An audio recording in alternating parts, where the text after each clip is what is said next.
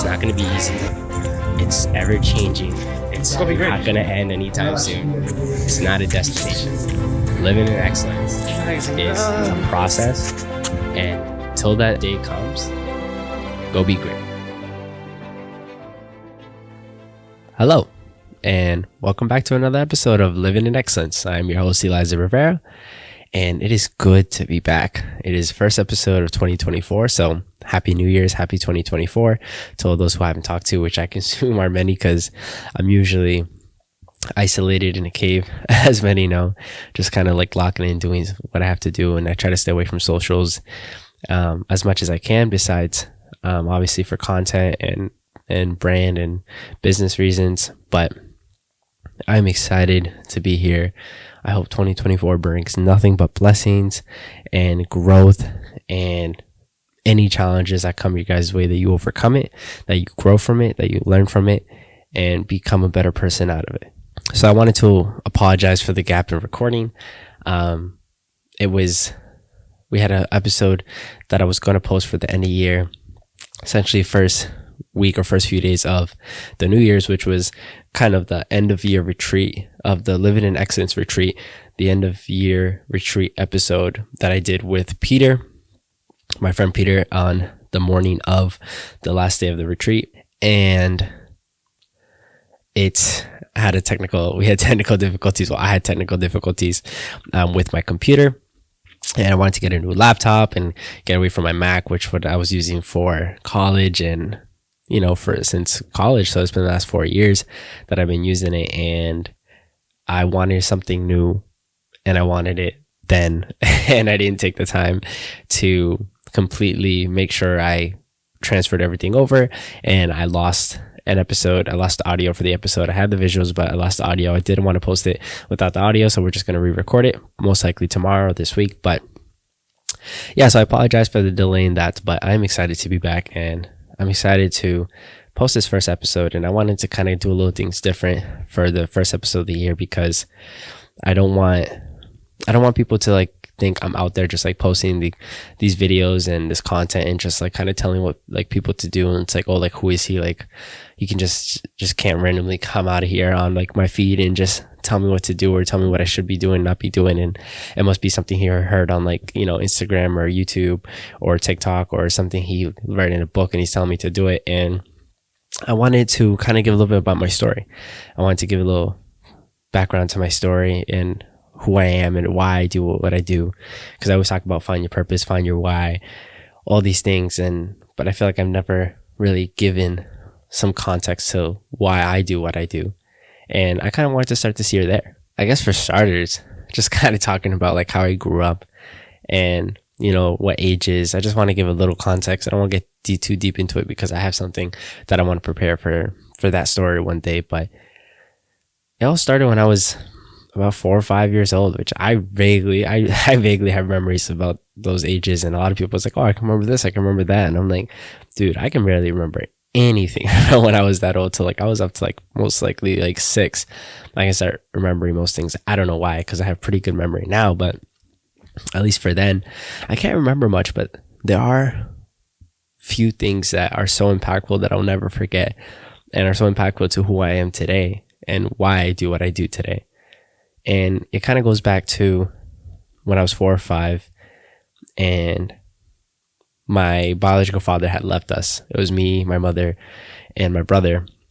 My biological father had left us, and because their relationship, their marriage wasn't working out, and we were left to fend for ourselves. We were left on our own, my brother and my mom and I. My mom literally would work at least 40 hours a week, but more at times, as a single mother, just trying to provide, just trying to make ends meet for us. And, sometimes, and a lot of times, it wasn't enough. It wasn't enough. And we saw those struggles, even though she didn't allow us to see, or she never showed it. And she did a very good job of like hiding her emotions. We were old enough and we were mature enough at that age to understand what was going on. And I remember as a kid just having water and toast, orange juice and toast for breakfast, for dinner, after coming out of church after a long day, coming home hungry and just having to eat bread with mayonnaise. and a lot of like crackers with mayonnaise, and a lot of people are like, oh, that's gross, like this and this. And it was like, I had no choice. I had to learn to like that because I had nothing else. I had to learn to like it or I wasn't going to eat. So like one of my favorite snacks nowadays, even though it's like kind of norm to some people like in Puerto Rico having coffee and stuff, but I had this because I had no choice. I did it out of obligation. When I was hungry, just having water and bread. Sometimes we didn't have the ham and cheese. Sometimes we did, and we would just have like a slice because we like of the bread because we didn't have anything else left and we had to share it amongst ourselves. And I remember those days, and I remember those struggles that, you know, my mom would go to work sick, unwell, broken, like literally exhausted, and she would go to make sure we had food on our table, and she never ever complained, even though we know how tired she was. She never showed it. And for those who know me, they know my mom's like my superhero. My mom is my superhero. My mom's my world. Like my mom is everything to me, and I would do anything for my mom because I know my mom did everything for us and she sacrificed so much for us. And there are two impactful stories that I remember when I was a kid that gave me the why I do what I do today. And two of those stories, one of them was that it was Christmas time out here in Massachusetts. It was Christmas time, and I never forget going down to the Watermill Apartments. Like behind those Watermill Apartments, there was like this big brick building, and we had an event going on that we were going to go from like the Claygon Neighborhood Center. I forgot what it was, but it was like a charity event, and we were going. And it turns out when we got there, which I knew at the time, but I didn't exactly know what was going on, and I remember being nervous and not wanting to go. And we went there, and it was a Christmas charity event for those who are less fortunate and come from low income, single parent household, who come from poverty and couldn't afford to have Christmas gifts under, you know, the tree. And I know we see a lot of these like charities, these donations, do this, do that. And that wasn't something I saw on TV. That was something I had to live. And I remember one year going down there for Christmas and receiving Christmas gifts. And I literally never forget what I got that year because of how impactful it was to me. And I got this green coat jacket, which I never had coats because I hated coats. So I never forget, but this specific is green, like army green coat, and Transformers action figure. It was Ironhide, and never forget because it was that impactful. I remember we got some like puzzle, which I didn't even know what it was, and I didn't even know like what it did. I forgot what it was, but it was like it wasn't a puzzle. It was like a board game. And that's what I got for Christmas that year. And I never forget because when I was there, I was looking around and I was able to process the situation going. I was young, but I was able to process. And I knew that the only families there when I was looking around were people that were struggling as well. I noticed that there were low income people who couldn't afford to have Christmas gifts under the tree. There were other kids just like me. And I knew we were there because we were poor and we had nothing. So when I was able to process that, I remember the feeling that I had and how, besides like how happy I was, how embarrassed I felt inside and how sad I felt inside for my family that we were going through that. And I never forget that I made a vow, like an internal vow with myself, that I'm like, this is never going to happen again. I don't want to do this again. I don't want my family to have to go through this again.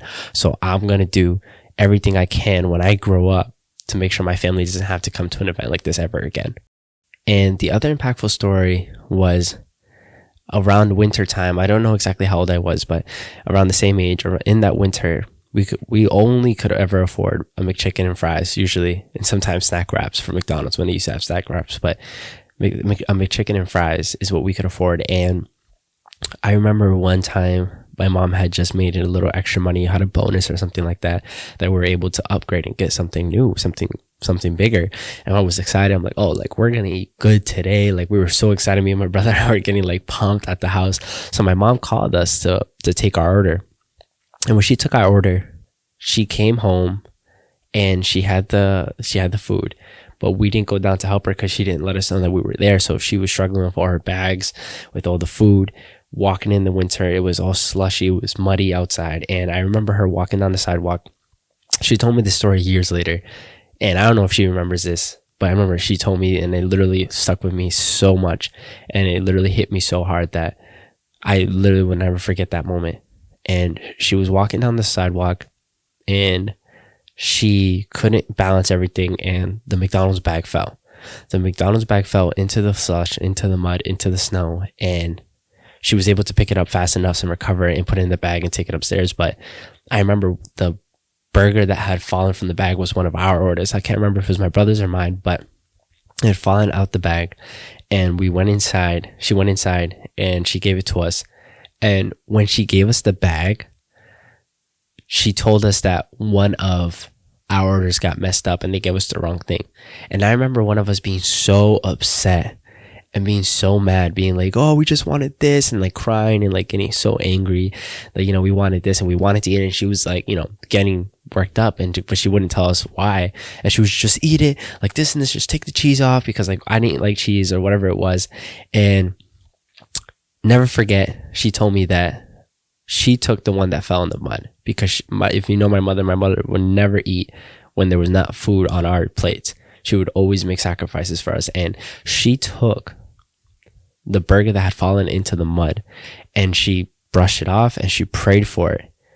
And she asked God to let it sit right in her stomach to not bring any harm to her. And she ate it. And we thought for years that they had gotten our order wrong. And I remember like after that always being like, oh, make sure they get the order right. Make sure they don't put cheese, and being super paranoid because of that day. In reality, they have gotten the order right. And she gave us her burger.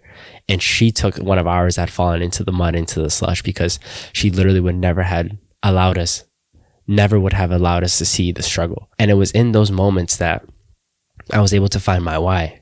That was my why. I was never going to allow my mom to have to live a life like that. I was never going to allow my family to have to go through something like that. And I knew I couldn't do anything at that moment, but I was going to put my 120% into my career, into my life, into my journey, to make sure that my family would never have to live a life like that again. Because I knew there was more to life, and I knew there was a better life out there. And I knew that my mom was sacrificing, and she was trying so hard for us too, as a single mother, to provide for us, that I knew there was something better on the other side. And I was going to make sure, if I had to be the one to do it, I was going to grow up and be the one to do it and make sure my family had a life that they were proud and they were happy of living. And even though she doesn't see it this way, to me, and I've told this to various people, to me, I make all the sacrifices and I put all the work in that I'm putting now, because it would be disrespectful of me to not take advantage of the sacrifice and the effort that she put in so I could have a better life. She gave up her dreams and she gave up her goals and what she wanted to do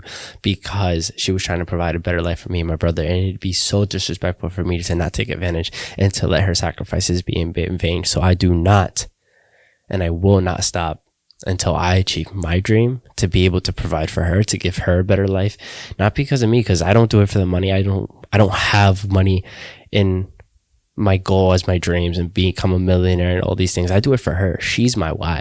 My family's my why. And I remember down the road, like as my father came into my life, he married my mom when he was about 7 years old, when I was about 7 years old. And I remember my dad I have a house in Puerto Rico, like telling us all these things. Like I was like a boxing champ. I have like boxing trophies. I used to box this, like, all this whole story. And I'm like, oh my gosh, like me and my brother thinking he's like a pro champion, like in boxing in Puerto Rico. That's why no one knows him over here, because he boxed in Puerto Rico. I remember telling us he had an underground pool, all these things. And I was so excited. And one day we moved to Puerto Rico, as my parents were going to become pastors over here. And I remember when we got here, it is not what we expected, and it is not what he had told us and what we had in mind. The underground pool was a thing, but it was never finished. It was like this little like circle block that was never finished. I lived there for 6 years and it was never finished. The boxing trophies we had was like kind of like participation type stuff. Like it was never something like world champion. It was like tournaments maybe, but never any of that. And the house that he had they hadn't done anything to it. It was basically just empty inside in a storage space. And it was a house that an extension of his parents had made on top of their house. And it was his inheritance. That's what it was.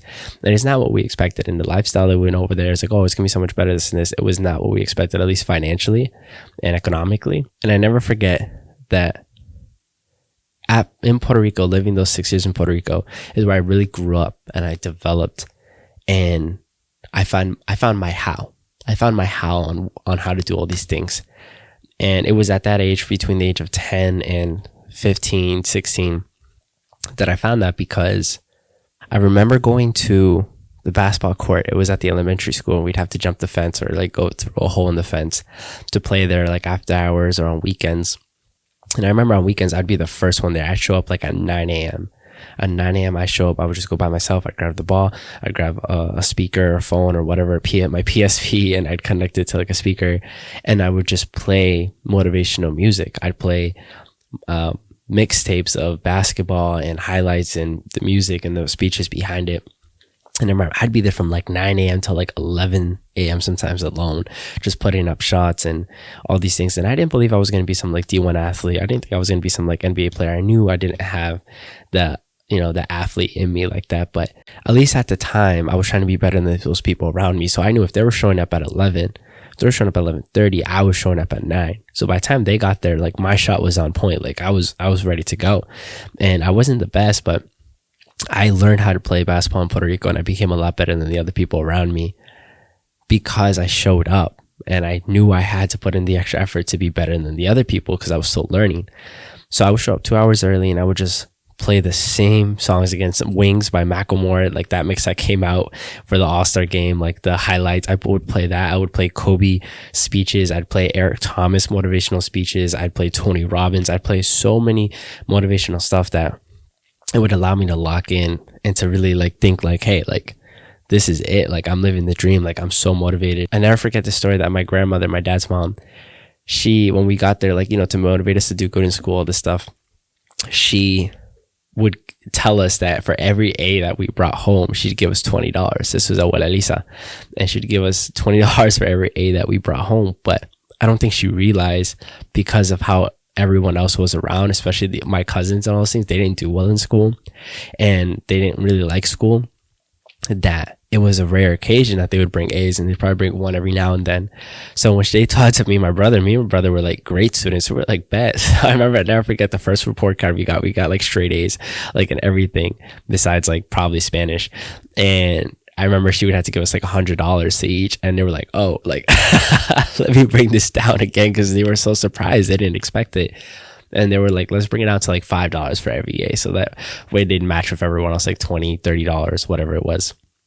And I remember I had that realization and looking around everyone around me, I realized I was talented in education. I knew I was a smart kid. And those years in Puerto Rico, I would say, would be the hardest years of my life, and the most I grew and the most I developed. And they were the most crucial years of my life as well, because I looked around me and I saw that I had a little edge on the other kids because I was smart. And my only disadvantage was I didn't know the language as well. Like I knew Spanish, but I didn't know Spanish to like be fluent or go to school for. So when I got there, everything I had learned up to that point, to the 6th grade, everything I had learned in English, I had to interpret it myself into Spanish. And I had to reteach it to myself in Spanish. As I'm watching them teach it, I had to take notes, translate it, and teach it to myself. And I had to do that for every subject, for science, for math, for history, for not English, but Spanish. I literally was so behind, but I knew, based off those 9 a.m. mornings at the basketball court, I knew if I showed up and I put the extra hours into studying and the extra hours into working, that I knew I could have the advantage over the others. And I did. So I did that. And I found that that was what I was good at. And that was going to be my way out. I looked out everyone around me where I'm from. Most of these people, even my father, didn't finish high school. My father, I said this in an episode with Christian that I did, that my father was so bad that they just kicked him out all the time, and they just wanted him to get out of the school system. So they would pass him by him doing the agriculture and him doing the lawns, mowing the lawns of the school. And that's why they passed him. It's like, all right, just get out of here, kid. And I saw everyone around me was in that same situation where they didn't go to school. They dropped out young and they went and did landscaping or construction or whatever it was. And I knew I didn't want to be one of those people. So I knew that was my ticket out. I wasn't going to be an athlete. I wasn't going to be a D1 athlete. I wasn't going to be an NBA superstar. But I knew if I studied hard, I would be able to make it out through education. I'd be able to find a good job and get, a good education somewhere in the United States and become something and get my family out of that living situation. Because when we moved to Puerto Rico, we were in no better situation. We were still in poverty. My dad only worked because my mom couldn't work. because she had no degree, she had no job over there. So my dad was the one doing landscaping. He said he'll be able to provide and that would be enough, but we were still living on food stamps. We were still living on governmental help. And we literally at times made bare and meat. We wouldn't have things by the end of the month, just waiting for that next check, waiting for that next food stamp deposit to come in. I remember forget that I literally wouldn't even now, I can't even eat pancakes. Like now I'm starting to like them more, but for years I couldn't eat pancakes because that's all we had, because that's all we could afford was the pancake batter. So we'd have breakfast pancakes every day. Sometimes we'd have pancakes and breakfast for dinner or a late night snack. Like every single day was pancakes because we had nothing else and we couldn't afford those things at times, that we'd have to wait for the first of the month to come to be able to get those deposits and that government help to be able to survive. I remember we had so many times my parents were pastors and we'd have to give to even people who were even less fortunate because that's where they were doing out the goodness of their heart. And we'd have to give our games away, our consoles away, clothes away. We'd have to reuse clothes and backpacks for years in school. You know, the same uniforms, the same backpacks, the same writing utensils. And we'd sometimes sleep on the couches. We had to give them our beds or let them sleep there the few nights because they were homeless and all these things. And I could have used those as forms of trauma and use that as ways to, or excuses to why I acted the way I did and become rebellious or, you know, just become a victim and have a victim mindset. But I decided to change the scenario. And I never forget that my last week of school before I moved to Puerto Rico, and I tell this story so many times because it was such an impactful moment for me. But Mrs. Spagnola, my 5th grade teacher, she put on a board a quote. She would always have quote of the day. She put a quote up there that said, "When we are no longer able to change a situation, we are challenged to change ourselves." And it's a quote by Viktor E. Frankl. And that literally, till this day, that's a quote that I live by. When we are no longer able to change a situation, we are challenged to change ourselves. And at that age, I knew that I had no control over my situation. I had no control over everyone around me. I could sit down and complain and be like, I don't want to be here. I want to move back.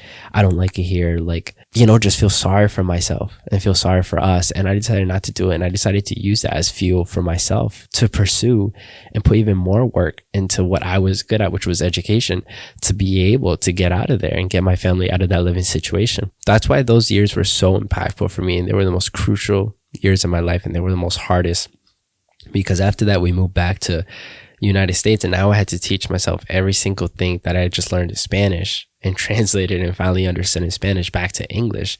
And now competing at a higher education level, you know, like with AP classes and AP students, and people are doing, you know, dual classes and dual programs where they're in college, all this stuff while they're in high school.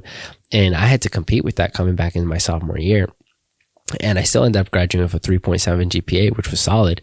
3.78 for, like, you know, a kid who didn't come from an educational background.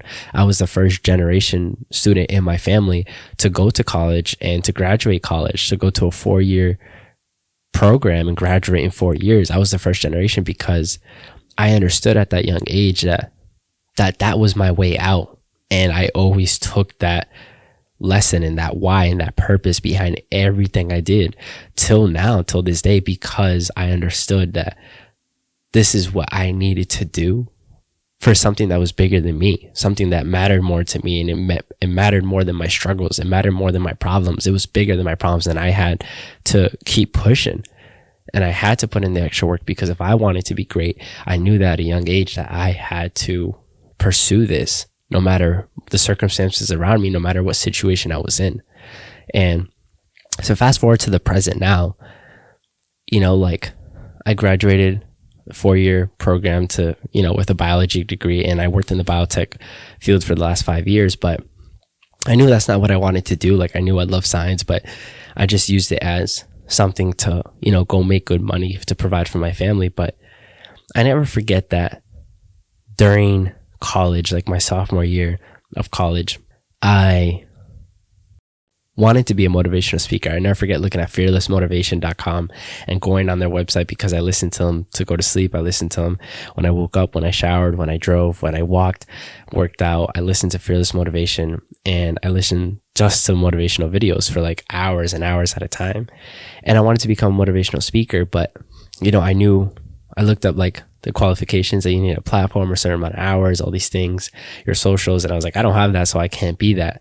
And I remember giving up on that dream, but that's really what I wanted to do. And I wanted to leave college to go do that. And I never did it. And I pursued the traditional way, because family wants us to be great. Family wants to do good, get education, become a doctor, do something, make good money, all these things. And now 5 years later, I'm here, trying to do something like that. So I made a tough decision after one of my retreats, the Living in Excellence retreat this year.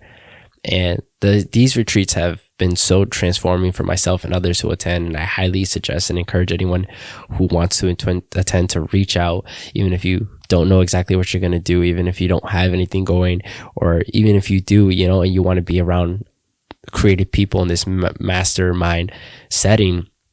I highly encourage people to reach out and join, because it's been so transforming for me. Because during one of these retreats, I decided that my first retreat, I decided that I wanted to start a podcast. And during my sophomore year as well, junior year, when I was with Peter, we were in the same courses, same program together. And I remember us talking about wanting to start a podcast so bad, but we didn't know what to talk about, how to start it, and what it would be about. So we figured it would be science. And we're like, that's so lame, dude. Like now, like looking back, we're just like, that's so nerdy. Like no one would have listened. Like what would we talked about? What would we have done? And all these things. But now, like 4 years later, if you're listening now, you're tuning in, now you can see like we made something happen. And these retreats have been so transforming for me, because that first year I decided to start a podcast, and I created and labeled the steps on how. I did my research, and I got the equipment, I got everything I needed, and I practiced, and I just kept doing it. Obviously, this podcast started with as Intentionally Living with Eli. Now it's Living in Excellence, and now it's following the brand and the business ideas that I have for the future. As well as from that first retreat stemmed the idea of me going back to school to get my master's, because I wanted to create a consulting business, and I knew I had to go back to school and get some type of education in it. So it's a program that could be finished in 36 months, and I'm on pace now to finish it in less than 12 months, because I decided that that was part of my 5-year plan that I had that stemmed from that retreat. And I knew I had to get it done. So I know it's going to be hard, but I have work, I have relationships, I have social time, I have school already in trying to get my life coaching certification. But I was like, I need to get this done, because that's part of my plan. So I'm just going to have to stick it out and work hard and put in the late nights and the early mornings to be able to accomplish this goal that I had in mind, because it was part of my plan. And I knew if I wanted something big, and I wanted to do something big in life, and I wanted to provide that life that I had promised myself when I was 4, 5, 6 years old to my family, I knew I had to put in the work, and I knew I had to put in those late nights and put in the extra effort, because I knew I didn't have that advantage like other people. I didn't come from a privileged background. I didn't come from a perfect household, and it was through my trauma and through my obstacles in life and through the rough times and those hard situations that I created this mindset, and I created this character and this person that I wanted to be. And I knew who I wanted to be. So I had to build that person throughout my whole life. It wasn't something that just happened overnight, or I just got on, put a camera up and put a microphone here and started talking. Like I lived through these hard times, maybe not as hard as others, but there's a lot of people that I grew up with that didn't make it out. And, they're still doing the same thing, or they're involved in, bad things, and they have a bad lifestyle, or, they just kind of settled for less. And I grew up with them, and to see them, throw away their dreams, I'm like, it gives me even more motivation to want to become who I want to become and achieve my dreams, so I can go back and help them and bring them with me. And this year's retreat, I made the tough decision that, I didn't want to be all talk, and I wanted to pursue my dream. And I knew I had to leave the biotech field, which I knew I paid well.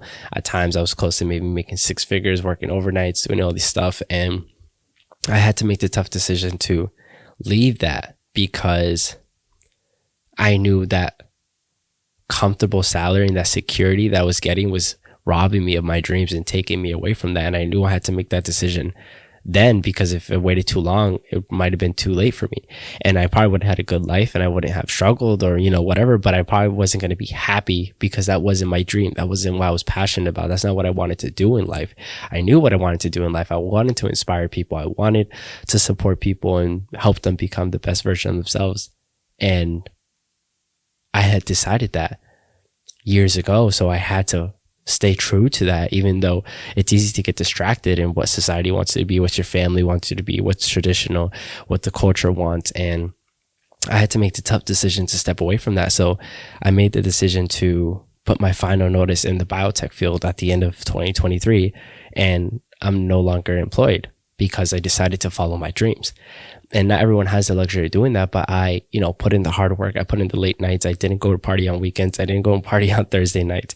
I didn't go spend money here. I didn't take these vacations here because I was setting myself up to at least have time to be able to follow my dream and chase what I'm passionate about. I also decided to run my first half marathon. I've always been into running, and, I've always sat here and watched YouTube videos and listened to podcasts and books about people running ultra marathons, documentaries about people running ultra marathons, which is, if anyone doesn't know, a marathon is 26.2 miles and an ultra marathon is anything beyond that. And I've always been passionate about it. And I always said, I want to do that. I want to put my mind and my body through that test to be able to become a better version of myself after, because I know that's like, the toughest thing that one can do in, that sport in that field. And not everyone does it. And I decided I wanted to do it. So the first step I decided to do in this 2, 3, 5 year plan was to sign up for a half marathon. I decided to stop being all talk and running my 5Ks and just saying I like running this and this. And I decided to sign up for something. So I put it on my date. I registered, I scheduled it, I wrote it down, and that's a non-negotiable now. And that's the first step of me wanting to run an ultra marathon, 50 miles one day, whatever it may be. But I decided to act this year, and I decided to not want to talk about the lifestyle and talk about living in excellence, but want to live in excellence and be an example to inspire and support others. So my message with this is that if some small town kid, from Fitchburg, Massachusetts, straight from an island, who couldn't have Christmas gifts under his Christmas tree on years because we couldn't afford it and we had to go to charity events to be gifted, if some kid who just drank water and mayonnaise on toast or mayonnaise on crackers for breakfast or for dinner because we couldn't afford to have food, if that kid, that small town kid, could dream big dreams and one day go out and change the world, then so can you. If I could do it, that small town kid from Puerto Rico, if I can do it, then you can do it too. I want to inspire people with my story, and I want to inspire people with my lifestyle, and I want to show people that you don't have to come from wealth. You don't have to be privileged. You don't have to be the strongest. You don't have to be the smartest or the best looking. You don't have to be anybody to become somebody. That is what this platform is about. That is what this brand is about. That is what I'm about. And I want to say it here first as my message to you. It's also a message and a reminder to myself so I can look back on this one day. Hi. My name is Eliezer Rivera, and I'm a personal coach, and I'm starting my own leadership and life consulting business, and I will stop at nothing to achieve it because I'm doing this for my family. I'm doing this for my mother, my father, my brother, and for myself. I'm doing it for that little boy from Fitchburg, Massachusetts, who had nothing, who couldn't afford Christmas gifts, who couldn't afford food on their table. And for that little boy from the countryside of Puerto Rico who dared to dream one day to become great, to inspire and change the world. So there's one story that I want to leave you guys with. And it was a confirmation to me that this is what I wanted to do. And it happened like 5 or 6 years ago. When I was in college, I was taking an intro to speech class. And never forget the Professor Bernadette Stockwell. And she said that no one ever got 100s in her class. It was a speech class. It made sense and it was reasonable to all of us. No one ever got 100 because she said there was always room for improvement. So the first speech that we had to do was an icebreaker speech. And she told us, to give a story about us and just tell us who we are, to break the ice to our colleagues and, our other companions in the class. And I remember I wrote my speech on my story and who I was and how I wanted to change the world one day. I said, my name is Eliezer Rivera and I'm going to change the world someday. And in that speech, I said, if I could change at least one person's life every single day for a year, and I can do that over a span of 30 years, it was about like 11,000 people's lives that I would change. But I said, if I started a chain reaction where at least one of those people changed one person's life ever in their lifetime, it would be like more than like 4 million people. And that if I, the small kid from Puerto Rico, that small kid from Fitchburg, Massachusetts, could dream big and change the world one day and leave it a better place than it was when I got there, then That was my dream. That's how I changed the world. I didn't have to change the entire world, but even if I left a little impact and a little legacy on some people's lives, that was good enough for me. And I was just hoping for a good grade, like I said, because I thought I did well. But when I turned around that sheet of paper, it said 100 on it. And I was shocked because she said no one's ever gotten 100 in her class, because she doesn't give 100s, because there's always room for improvement. And she wrote on the paper, Eli, I gave you 100 because you changed my life. You changed my world. And your speech was so inspirational that I now feel I can go out and do these things as well. And she said, I hope you change the world one day, but you changed my life. So thank you. And that's my message. That's what I want to tell people. I want to push people and support people in their journey and be like, hey, we don't have to be these great people. We don't have to come from these backgrounds. We can be the first ones in our family. We can break the generational cycle and the generational chains and trauma. And we can be the first people to follow our dream, to do what we want. I'm not saying we have to go out and become millionaires and live in these fancy houses and travel and do all these things. No, but just show up and wake up every single day wanting to do what you're about to do that day, and happy and passionate about what you're doing, because it's meaningful to you, because it's what you want to do, and it's what you feel like your purpose is to do on this life. So it's going to take a lot. It's not going to be easy. I've been doing this for years. You know, I don't do this for the views. I don't do this for social media, but it's not going to be easy. It's going to take work. It's going to require time. It's going to require you to be consistent, and there's going to be obstacles. There's going to be hard times. There's going to be so many things that come your way. But if you can take a little pain and you can learn from it, you can overcome it, you can grow from that, then you too can be great. We can be great, because if this little kid from Puerto Rico, Fitchburg, Massachusetts, can dream big one day and try to change the world, and so can you. Go be great.